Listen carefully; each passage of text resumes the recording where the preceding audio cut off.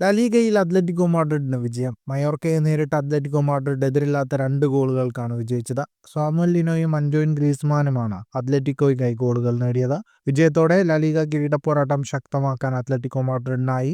ഒന്നാം സ്ഥാനക്കാരായ Real Madrid എസ്പാനിയോളിന് തോറ്റതോടെ point വ്യത്യാസം 1 point മാത്രമായി. മത്സരത്തിന് 26-ാം മിനിറ്റിൽ ജിയൂലിയാനോ സിമിയോണിയുടെ അസിസ്റ്റിൽ സാമുവൽ ലിനോയുടെ ഫിനിഷ് അത്ലറ്റിക്കോയ്ക്ക് ആദ്യ ലീഡ് നൽകി. മറ്റൊരു ഗോളിനായുള്ള അത്ലറ്റിക്കോയുടെ ശ്രമം മയോർക്ക കീപ്പറുടെ മികച്ച സേവുകൾ തടഞ്ഞു. രണ്ടാം പകുതിയിൽ മയോർക്ക ചില മുന്നേറ്റങ്ങൾ നടത്തിയെങ്കിലും ലക്ഷ്യം കാണാൻ അവർക്കായില്ല. ഒടുവിൽ മത്സരത്തിന്റെ ഇഞ്ചുറി ടൈമിൽ മനോഹരമായ ചിപ്പ് ഗോളിലൂടെ അന്റോയിൻ ഗ്രീസ്മാൻ അത്ലറ്റിക്കോയുടെ വിജയം പൂർത്തിയാക്കി.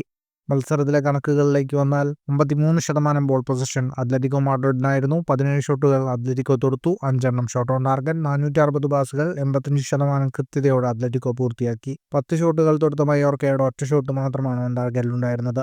ഈ വിജയത്തോടെ 22 മത്സരങ്ങളിൽ 48 പോയിന്റുമായി അത്ലറ്റിക്കോ മാഡ്രിഡ് 2-ാം സ്ഥാനത്ത് തുടരുകയാണ്. 49 പോയിന്റുള്ള റയൽ മാഡ്രിഡാണ് 1-ാം സ്ഥാനത്ത്. ഫുട്ബോൾ ലോകത്തെ കൂടുതൽ വാർത്തകൾക്കും വിശേഷങ്ങൾക്കുമായി സ്പോർട്സ് കഫേ സബ്സ്ക്രൈബ് ചെയ്യുക.